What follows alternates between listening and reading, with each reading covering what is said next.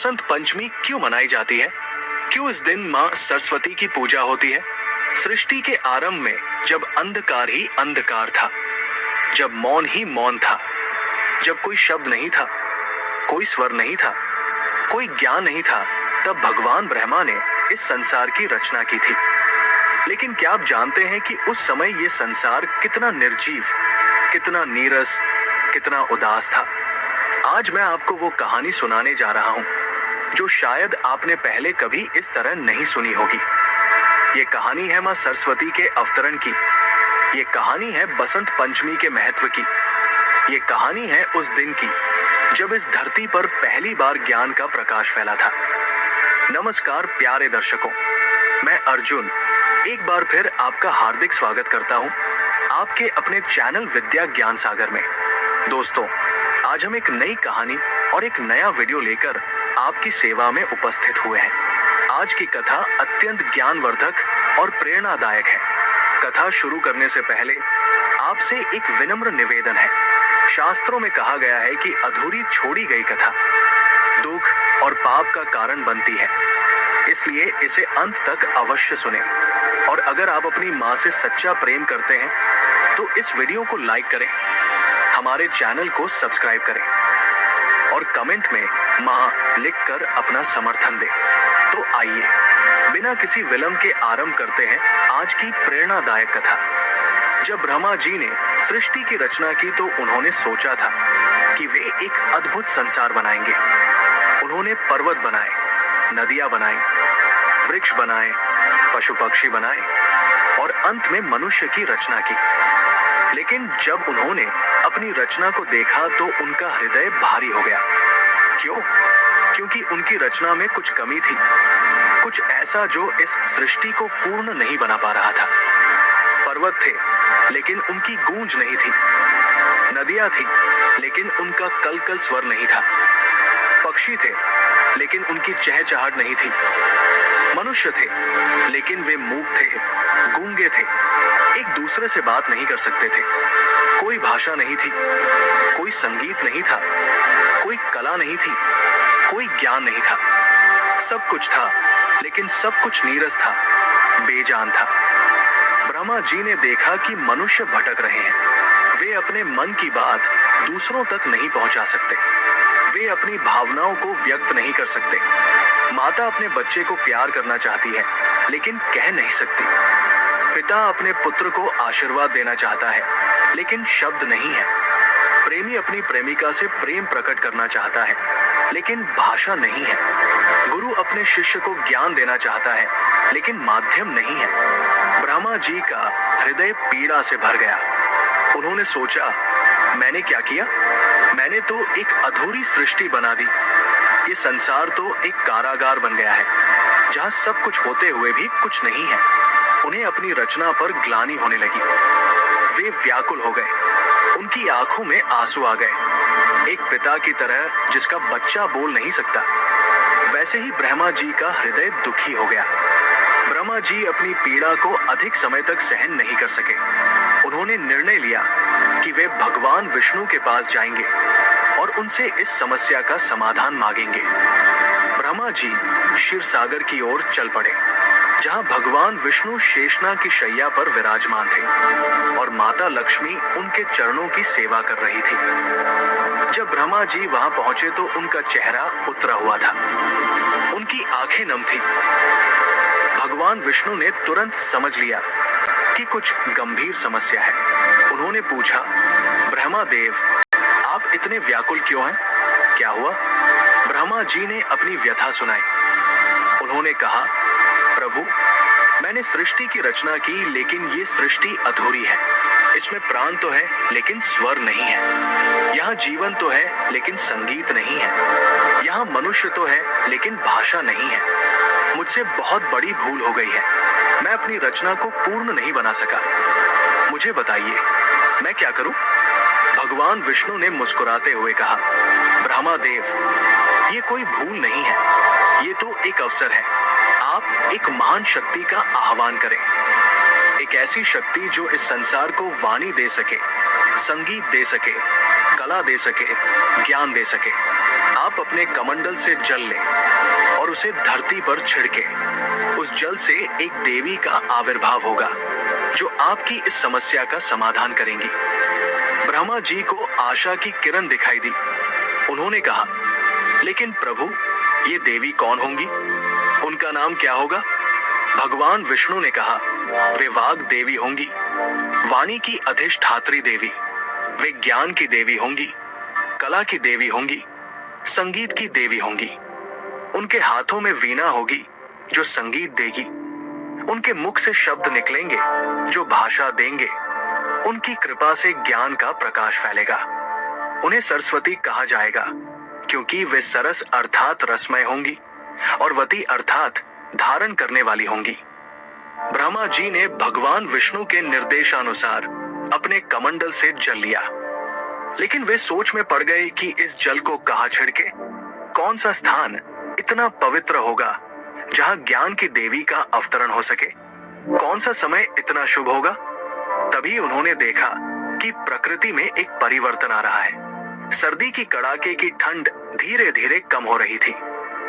पेड़ों पर नए पत्ते आने लगे थे, फूल खिलने लगे थे, हवा में एक मधुर सुगंध फैल रही थी। सारा वातावरण प्रसन्न लग रहा था। ये बसंत ऋतु का आगमन था। ब्रह्मा जी ने सोचा, यही सही समय है जब प्रकृति स्वयं नया जीवन ले रही है, जब चारों ओर उल्लास है, जब सब कुछ नया हो रहा है, तब ज्ञान की देवी का अवतरण होना चाहिए। और वो दिन था माघ महीने के शुक्ल पक्ष की पंचमी। ब्रह्मा जी ने अपने कमंडल का जल धरती पर छिड़का और तभी एक अद्भुत चमत्कार हुआ। उस जल से एक दिव्य प्रकाश निकला। वो प्रकाश इतना तेजस्वी था कि देवता भी अपनी आंखें बंद कर गए। धीरे धीरे वो प्रकाश एक रूप लेने लगा और उस प्रकाश से एक अत्यंत सुंदर, दिव्य, तेजस्वी देवी का आविर्भाव हुआ। वे श्वेत वस्त्र धारण किए हुए थी जो ज्ञान की शुद्धता का प्रतीक था। उनकी 4 भुजाएं थी। एक हाथ में वीणा थी जो संगीत और कला का प्रतीक थी। दूसरे हाथ में पुस्तक थी जो ज्ञान का प्रतीक थी। तीसरे हाथ में माला थी जो ध्यान और एकाग्रता का प्रतीक थी। और चौथे हाथ में कमल था जो पवित्रता का प्रतीक था। उनके साथ एक हंस था जो विवेक का प्रतीक था, जो दूध और पानी में भेद कर सकता था, सार और असार में फर्क कर सकता था। देवी का मुखमंडल इतना दिव्य था कि उसे देखकर सभी देवता मंत्रमुग्ध हो गए। उनकी आंखों में करुणा थी, उनके होठों पर मुस्कान थी, उनके चेहरे पर शांति थी। वे मां सरस्वती थी, वाग देवी थी, ज्ञान की देवी थी। मां सरस्वती ने जैसे ही अपने हाथों में वीणा उठाई और उसके तार छेड़े, एक मधुर स्वर निकला। ये संसार का पहला संगीत था, पहला स्वर था। सारी सृष्टि स्तब्ध रह गई। पर्वतों ने पहली बार उस स्वर की गूंज सुनी। नदियों ने पहली बार कलकल करना सीखा। पक्षियों ने पहली बार चहचहाना सीखा। हवा ने पहली बार सरसराना सीखा।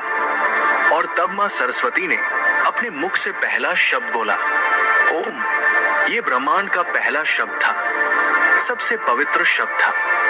इस एक शब्द में ही पूरा ब्रह्मांड समाया हुआ था। इस एक शब्द से ही सभी भाषाओं का जन्म हुआ। इस एक शब्द से ही सभी वेदों का जन्म हुआ। मनुष्यों ने पहली बार अपने मुख से आवाज निकाली। पहले तो अस्पष्ट आवाजें आई, फिर धीरे धीरे शब्द बनने लगे। एक माँ ने अपने बच्चे को पुकारा, एक पिता ने अपने पुत्र को आशीर्वाद दिया, एक मित्र ने दूसरे मित्र से बात की, एक प्रेमी ने अपनी प्रेमिका से प्रेम व्यक्त किया। कितना सुंदर था वो क्षण, कितना पवित्र था वह पल। ब्रह्मा जी की आंखों में खुशी के आंसू आ गए। उन्होंने मां सरस्वती को प्रणाम किया और कहा, मां, आपने मेरी सृष्टि को पूर्ण कर दिया। आपने इस नीरस संसार में रस भर दिया। आपने इस मूक संसार को वाणी दी। आपने इस अज्ञानी संसार को ज्ञान दिया। आप धन्य हैं, आप महान हैं। मां सरस्वती ने मुस्कुराते हुए कहा, ब्रह्मा देव, ये तो मेरा कर्तव्य था, लेकिन मैं आपसे एक वचन मांगती हूँ। जब भी कोई मनुष्य ज्ञान की कामना करे, जब भी कोई कला सीखना चाहे, जब भी कोई विद्या प्राप्त करना चाहे, तो वो मुझे याद करे। मैं उसे अपना आशीर्वाद दूंगी। लेकिन ये भी याद रखें कि ज्ञान का उपयोग केवल भलाई के लिए होना चाहिए, बुराई के लिए नहीं। ब्रह्मा जी ने कहा, मां, आपकी ये बात सत्य है, लेकिन मनुष्य तो मनुष्य है, उसमें अच्छाई भी है और बुराई भी।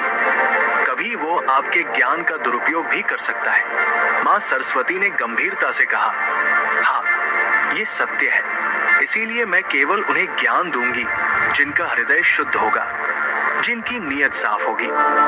जो घमंड से भरा होगा, जो अहंकारी होगा, उसे मेरा ज्ञान नहीं मिलेगा। ज्ञान तो विनम्रता मांगता है, विवेक मांगता है, समर्पण मांगता है। अब प्रश्न उठता है कि बसंत पंचमी को ही क्यों चुना गया मां सरस्वती के अवतरण के लिए? इसके पीछे गहरा अर्थ है। बसंत ऋतु नवजीवन की ऋतु है। सर्दी की कठोरता के बाद प्रकृति फिर से जीवित हो उठती है। पेड़ों पर नए पत्ते आते हैं, फूल खिलते हैं, पक्षी चहचहाते हैं, सारा वातावरण खुशी से भर जाता है। ये ऋतु परिवर्तन की ऋतु है, नवीनीकरण की ऋतु है। ठीक उसी तरह ज्ञान भी मनुष्य को नया जीवन देता है। जब किसी अज्ञानी व्यक्ति को ज्ञान मिलता है तो उसका जीवन बदल जाता है। वो अंधकार से प्रकाश की ओर आता है, वो मूर्खता से विवेक की ओर आता है। ये एक नया जन्म है, एक नई शुरुआत है। माघ महीने की शुक्ल पक्ष की पंचमी को ये अवतरण हुआ। पंचमी का अर्थ है पांचवा दिन। पांच हमारे पंच तत्वों का प्रतीक है, पृथ्वी, जल, अग्नि, वायु, आकाश। ये पांचों तत्व मिलकर इस सृष्टि की रचना करते हैं और मां सरस्वती ने इन पांचों तत्वों में प्राण फूंक दिया, उन्हें स्वर दिया, उन्हें ज्ञान दिया।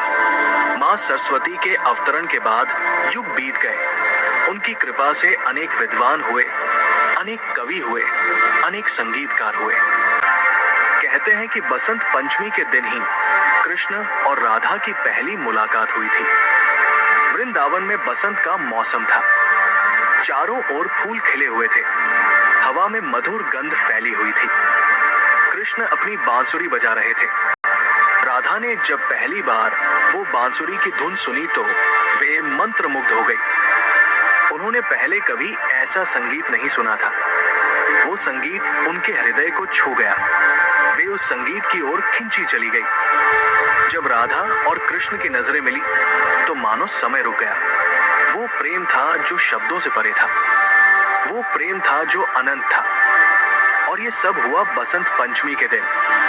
इसलिए बसंत पंचमी को प्रेम का त्योहार भी माना जाता है। कुछ जगहों पर मान्यता है कि इसी दिन कामदेव का जन्म हुआ था।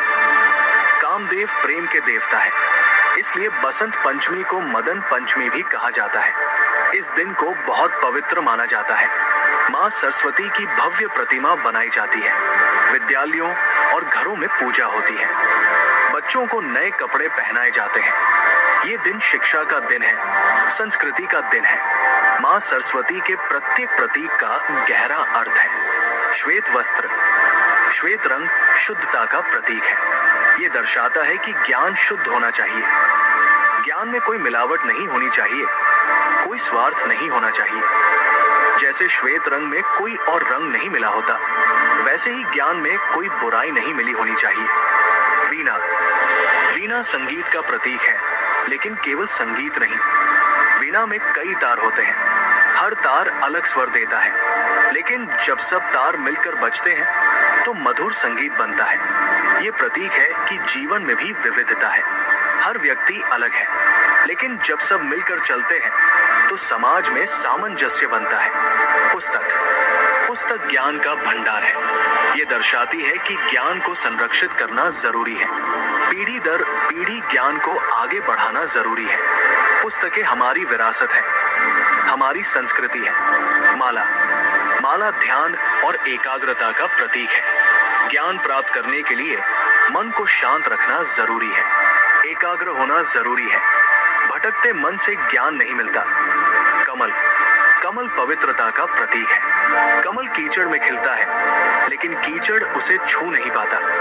वैसे ही एक ज्ञानी व्यक्ति संसार में रहता है, लेकिन संसार की बुराइयां उसे प्रभावित नहीं करती। वो निर्लिप्त रहता है। हंस विवेक का प्रतीक है। कहते हैं कि हंस दूध और पानी के मिश्रण से केवल दूध पी सकता है, पानी छोड़ देता है। वैसे ही एक ज्ञानी व्यक्ति सार और असार में भेद कर सकता है। वो सत्य को पहचान सकता है, असत्य को त्याग सकता है। चार भुजाएं चार दिशाओं का प्रतीक है। ये दर्शाता है कि ज्ञान सर्वव्यापी है, ज्ञान की कोई सीमा नहीं है। माँ सरस्वती सभी दिशाओं में ज्ञान का प्रकाश फैलाती है। तो ये थी कहानी माँ सरस्वती की। ये थी कहानी बसंत पंचमी की। माँ सरस्वती ने इस संसार को वाणी दी, संगीत दिया, कला दी, ज्ञान दिया। उन्होंने इस नीरस संसार को रसमय बना दिया। उन्होंने इस मूक संसार को स्वर दिया। उन्होंने इस अज्ञानी संसार को ज्ञान का प्रकाश दिया।